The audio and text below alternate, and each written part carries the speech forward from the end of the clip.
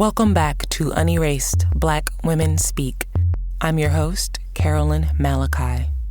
Many issues that shape the political and cultural future of the country are on ballots in the 2022 midterm elections in November.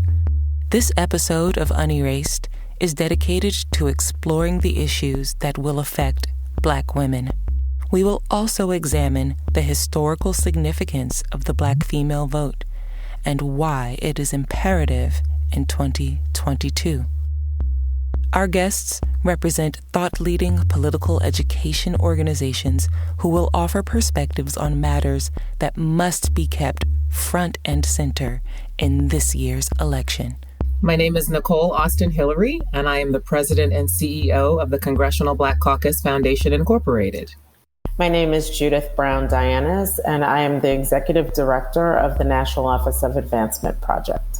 Thank you both. Let's start with you, Nicole. Tell us about the most pressing issues for Black voters. What are the issues that are likely to motivate Black voters' ballot choices in November? Number one is that Black voters are under attack. There are specific calculated efforts throughout the country by various legislators and lawmakers who are attempting to make it harder for Black people to show up at the polls on Election Day. They're trying to not only make it harder for them to show up at the polls, they're trying to make it harder for their votes to be counted. They're making it harder for people to get registered. They're basically putting roadblocks in place to enable the Black community to take advantage of the electoral system and the electoral process. So Black voters have to be educated, have to be mindful of these efforts, and have to know what they need to do to circumvent them. And they have to make sure that they do not allow that to deter them and rather use that as a way to buoy their enthusiasm and their efforts. That's number one. Number two, Black voters need to be very focused, and particularly Black women need to be very focused on the issues that are on the ballot as well.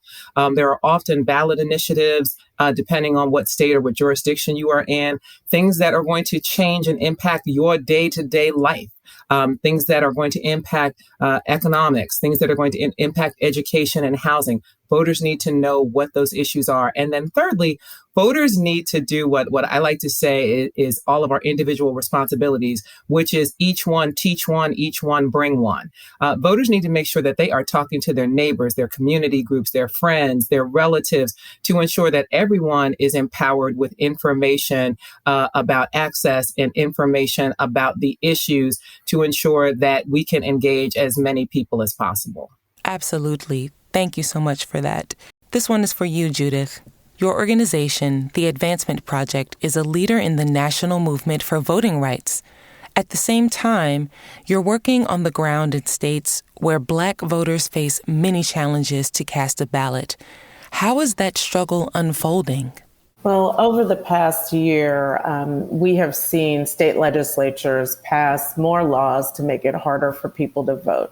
You know, in 2020, Black people turned out in record numbers, including young people of color, turned out across the country. And we had a fight in 2020 around how to make the ballot more accessible because of the pandemic, because we didn't want people to have to choose between their health and their right to vote. And so in many places, we were able to, through this movement for voting rights, through organizations that do civic engagement, we were able to make it easier by starting drop boxes in places and expanding mail-in ballots. And so what happened was we turned out in record numbers in 2020, and then the legislatures, especially Republican-led legislatures, were like, hold on, you turned out in record numbers, and we don't like that. And so they started to pass these laws to make it harder to vote, to put more restrictions on mail-in ballots, to limit drop box opportunities, to close polling places, to because of the big lie, which was around whether or not there actually was fraud and whether or not Biden won the election, all the lie that was perpetrated by President Trump. What they also did was that they put in place laws to unseat local election officials. And so this is how what we are seeing across the country is this effort to not only make it harder to get registered, but also to vote.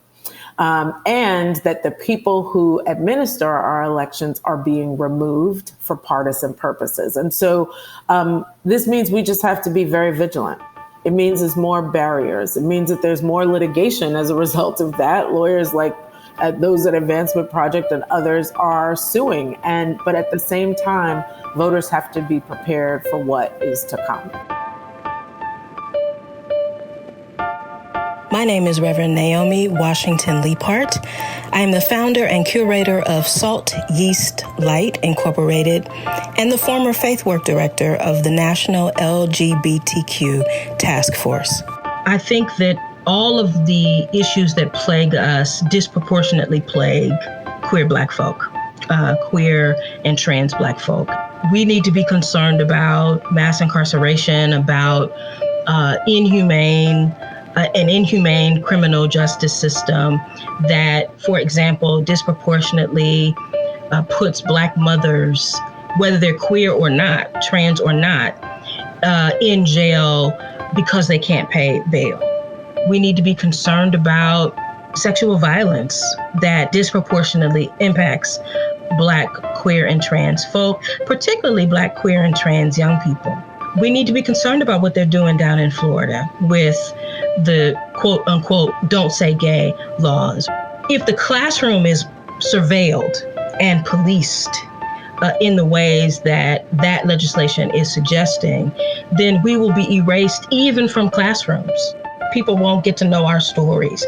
A queer Black person like me who's a teacher, that hems up all of the queer Black teachers, educators in our classrooms. We need to be paying attention to what's going on in Texas related to the criminalization of trans parents, that parents can't even love their children well without being punished for doing so. So I think that absolutely we need to be paying attention to all of the state house races, all of them, no matter what state you're in, because a lot is decided at the state level.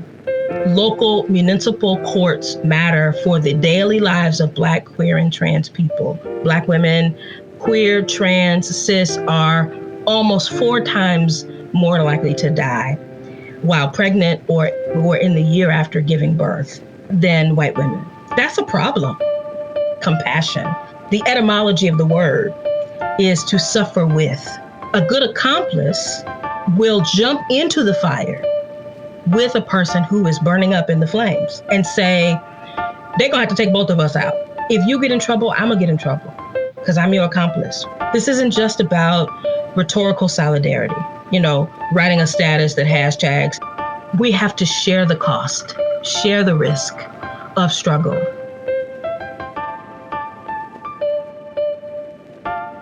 Hopping back over to Nicole, the Congressional Black Caucus Foundation conducts policy research on Black political participation. This year, we're seeing Black women step up to run for statewide and federal offices. Stacey Abrams in Georgia, Val Demings in Florida are 2 examples. What does the electoral landscape look like for Black women running for political office this year? Are we likely to see increases in the number of Black women in elected office?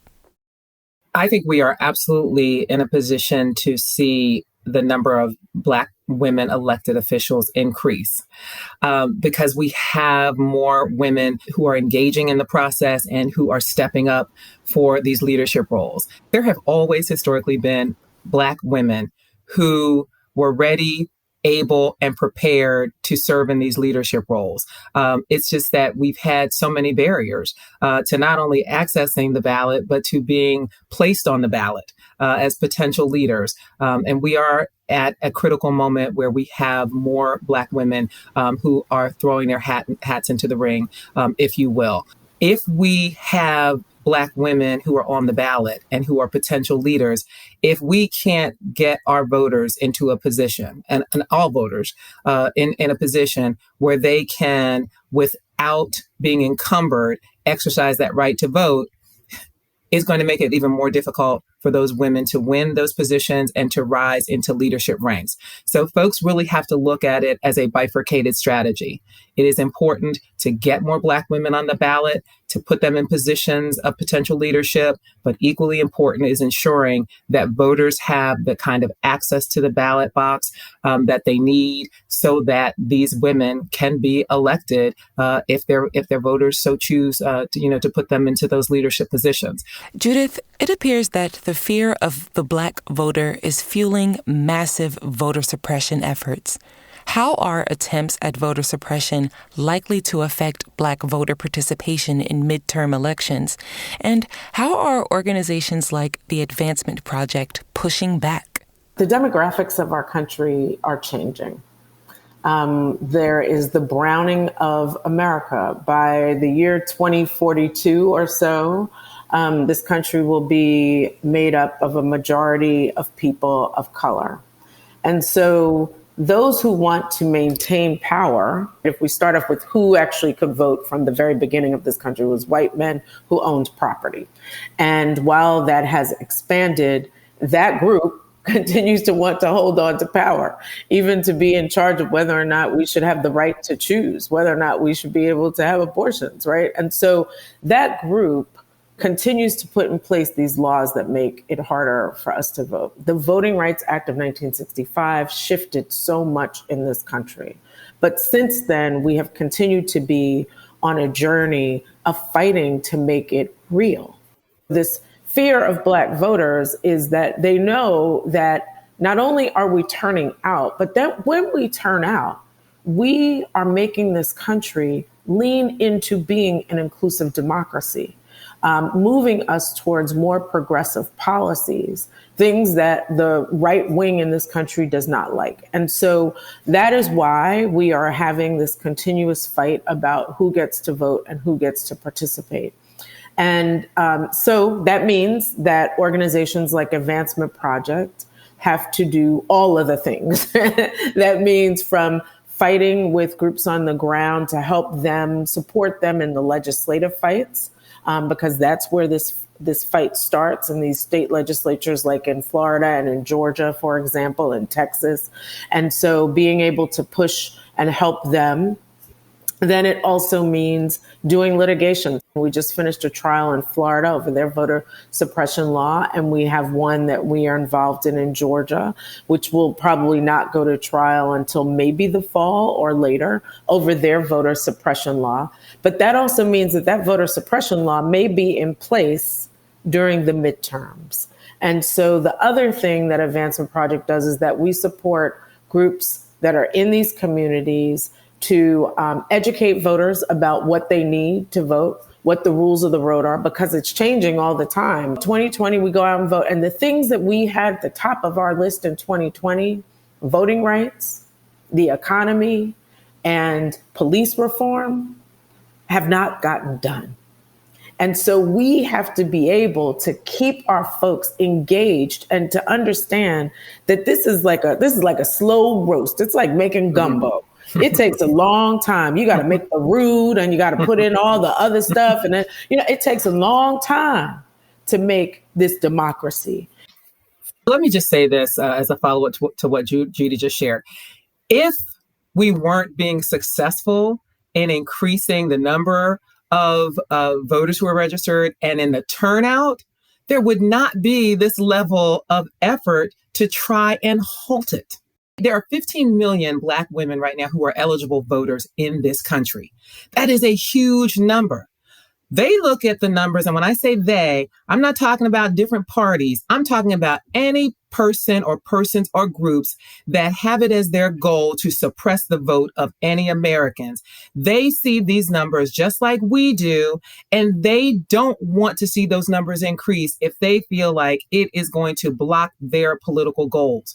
And it shouldn't be about political goals. It should be about what do individual people want for their own communities. Do people want better housing? Do people want better access to education? Do they want better infrastructure, transportation? That should be the agenda.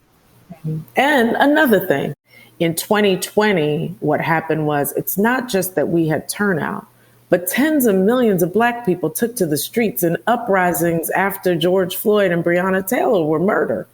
And so because of that, they saw us coming, and they know that we were very engaged because we were in the streets it was clear it was a global movement. And so those who want to continue to own the power said, wait a second, they're coming in numbers, tens of millions of them. And they got solidarity with Latinx folks and Asian folks. And they're and young white people taken to the streets. And so they see this wave as a concern. So it's fear because they know we're coming. And they know that when we mobilize, we are about our business.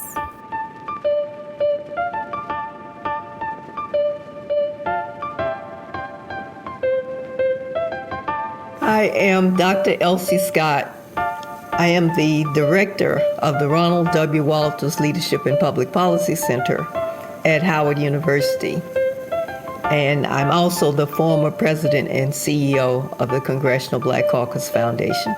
We are tracking the congressional races because, as many people know, we have the most Black women in Congress than we've ever had before. So we'll be watching to see whether we can keep those numbers up. Also, we'll be looking at governors.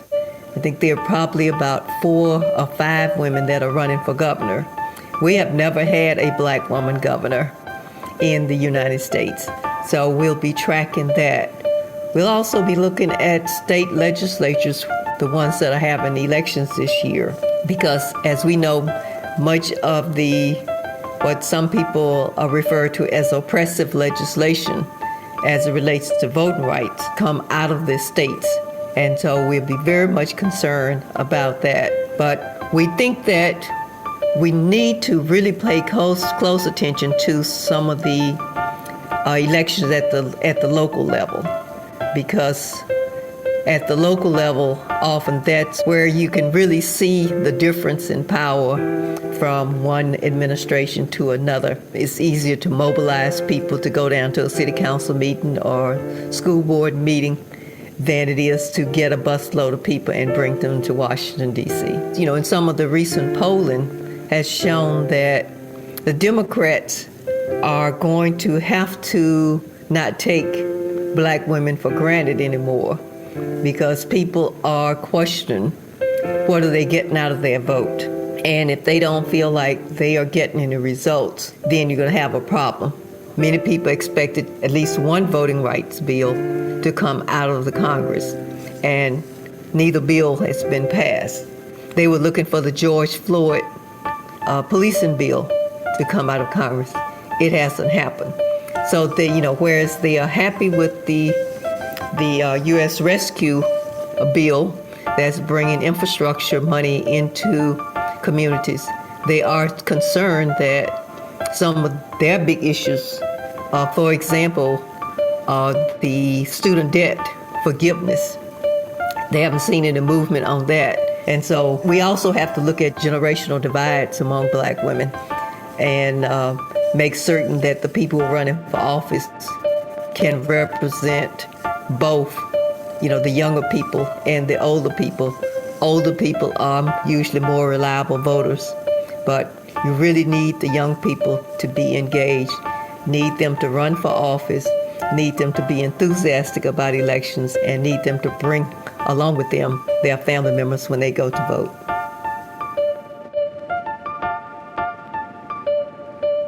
Nicole, Black women were instrumental in the 2020 elections in organizing and turning out voters and casting their ballots in overwhelming numbers for the Biden-Harris ticket. Yet, most of the policy issues Black women support failed to get any traction in Congress or state legislatures. Will this depress Black voter participation in the midterm elections?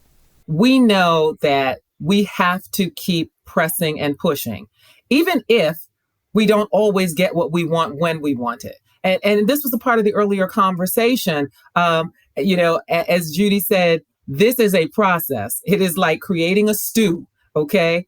It doesn't happen all at once. You have to add certain ingredients, you take certain steps, and then we make progress. And look, I think the Black community particularly, and Black women understand this because we know our history. There is nothing that we have gained overnight. There is nothing that is important and crucial and critical to our communities that we have gained easily. It takes determination, discipline, and patience. We cannot make any progress if folks decide, you know what, I'm going to throw my hands in the air. I didn't get what I wanted. We didn't get what we needed. So we're just going to stay home.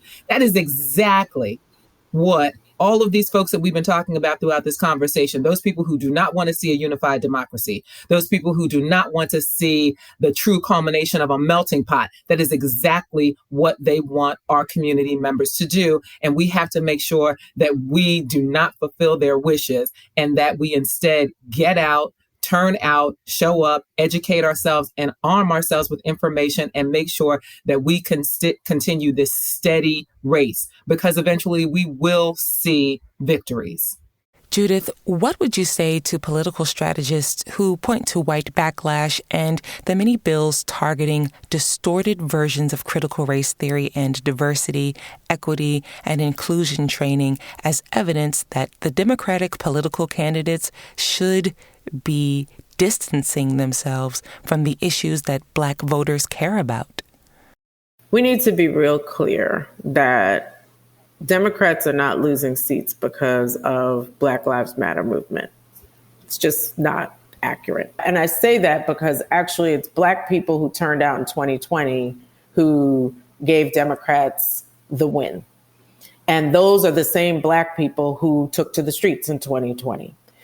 And but now what we are seeing is this this effort by Democrats to throw Black people under the bus on these particular issues. So it's not just Republicans, but we're seeing it from Democrats who are saying it's defund that was the problem. That's why we're losing.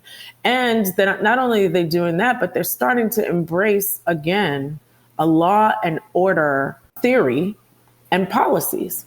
And it's like 1994 all over again. But at the end of the day, what Black people wanted in 2020 was an end to police violence. What Black people wanted in 2020 was something new for our communities and an investment in our futures and in our communities. What they wanted was something different, because we know that the criminal legal system does not work for our community. That in fact, when we think about mass incarceration, Black people put the mass in mass incarceration, unfortunately. And that what we have got to be doing is thinking about what are the supports that our communities need. We're coming out of a pandemic, maybe coming out of it. I don't know. Maybe we're not coming out of it.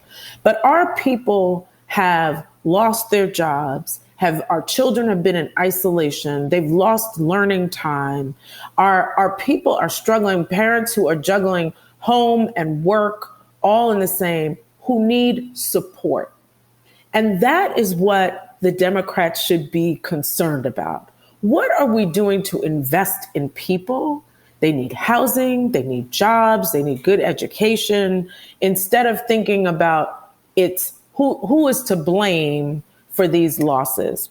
And this issue around critical race theory, which really isn't about critical race theory, per se, which is a law school phenomena, but it is about the erasure of a discussion around white supremacy.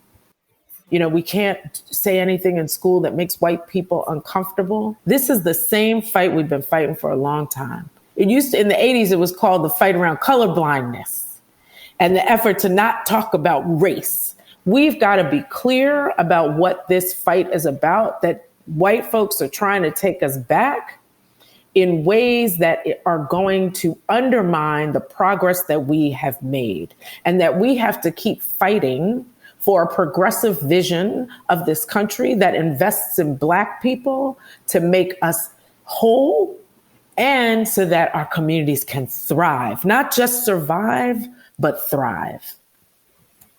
And that's what Black empowerment is about. It is about thriving. We have to make sure that we are creating the narratives and the messaging that do exactly what our communities are saying they want and need. We have to stay focused on what do we think the messages should be? What do we think are the issues of concern to our communities? And we have to be proactive in putting that information out and those messages and mobilizing communities around how to fight for those issues. Ladies, thank you so much for joining us, and please keep us up to date with your work so we can share with the Unerased family. On behalf of many generations, we really want to thank you for your time. It was amazing having you both on the podcast.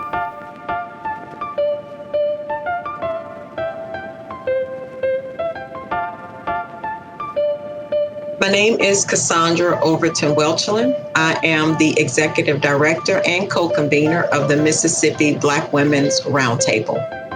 We were very intentional about making sure, one, that our work is rooted at the intersections of race, gender, and economic justice, because oftentimes you can do policy advocacy by having a race lens, but you leave the gender lens. And we know who's really being impacted by public policies, and that's women. And oftentimes that's Black women and brown women. We don't present a policy agenda that is void of Black women's narratives and Black women's issues. Women need access to wages, higher wages. Women need equal pay because we understand that women in this state are breadwinners. And we also know that the maternal mortality rate is very high among Black women in the state of Mississippi. So we are very intentional about having those conversations with the women in this state. During this pandemic, women lost a lot. Not only did they lose family members, not only did they lose their lives, but they also lost their income. Women are getting arrested because they can't pay simple things as a fine. And that's very concerning. They don't even have $1,000 saved up in the bank to even pay the fine. And so now they're in jail and can't bail out because they just could not make the ends meet. Women are going without critical access to healthcare. They don't make enough money to pay for marketplace insurance, private insurance. Their companies aren't providing them, or their jobs aren't providing them with insurance because, the companies may be a small company or they're not making the 40-hour work week. Those are the things that's going to motivate women to the polls. When they see that resources are getting to their communities, like those are the things that will motivate them to get out and vote.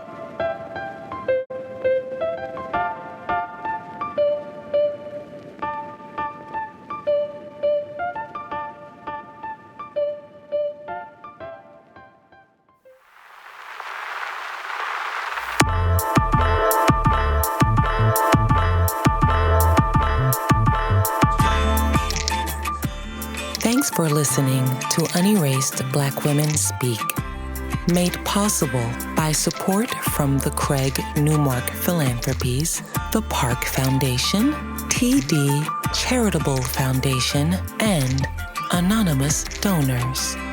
Our theme song is Unerased by Carolyn Malachi.